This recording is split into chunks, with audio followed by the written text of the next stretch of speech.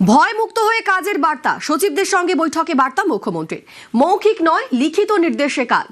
নবান্নের সচিবদের সঙ্গে বৈঠকে বার্তা।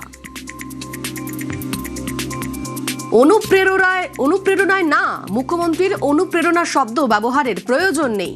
নবান্নে বৈঠকে সচিবদের নির্দেশ মুখ্যমন্ত্রীর। সচিবদের টাকা অপচয় না করার নির্দেশ। প্রয়োজন মতো টাকা খরচের নির্দেশ মুখ্যমন্ত্রীর। প্রশাসনিক বৈঠকে সচিবদের বার্তা মুখ্যমন্ত্রীর। প্রশিক্ষণ নিতে আমলাদের দিল্লিতে পাঠানোর সিদ্ধান্ত।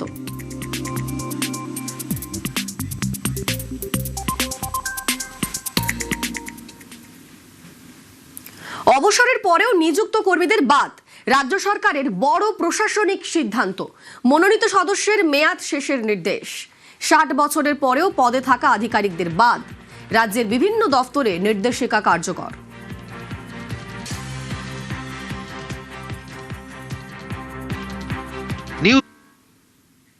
নতুন মুখ্য সচিব মনোজ আগরওয়াল। রাজ্যের মুখ্য নির্বাচনী আধিকারিক ছিলেন মনোজ। আজ নবান্নে সব দফতরের সচিবের সঙ্গে বৈঠকে রাজ্যের নতুন মুখ্য সচিব মনোজ আগরওয়াল। আমাদের সঙ্গে সোমরাজ রয়েছেন প্রতিনিধি। সোমরাজ, আজ কি নিয়ে নবান্নে বৈঠক হবে এবং কখন হবে এই বৈঠক? দেখো, গতকালই মুখ্য সচিব হিসেবে দায়িত্ব নিয়েছেন মনোজ কুমার আগরওয়াল। তিনি রাজ্যের মুখ্য নির্বাচনী আধিকারিক হিসেবে কাজ করেছেন।